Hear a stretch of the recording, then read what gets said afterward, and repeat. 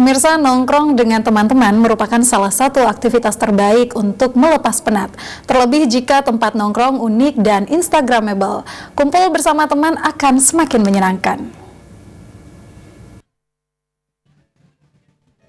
Makassar memiliki banyak tempat nongkrong dan spot keren dan instagramable, mulai dari Pantai Akarena, Pantai Losari, Benteng Fort Rotterdam, dan banyak lagi tempat keren lainnya.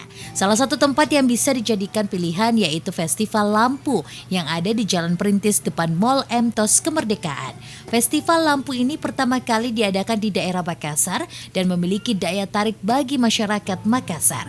Festival Lampu ini menyediakan berbagai spot foto yang unik dan berbagai bentuk seperti bentuk lumba-lumba, kepiting, balon udara, alat musik, terowongan, dan masih banyak bentuk lainnya.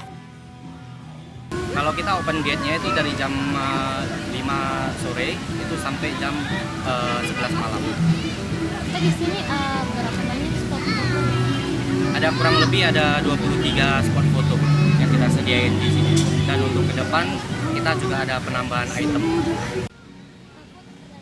Mulai dibuka sejak 2 September sampai dengan 20 Oktober dari jam 6 malam sampai jam 12 malam.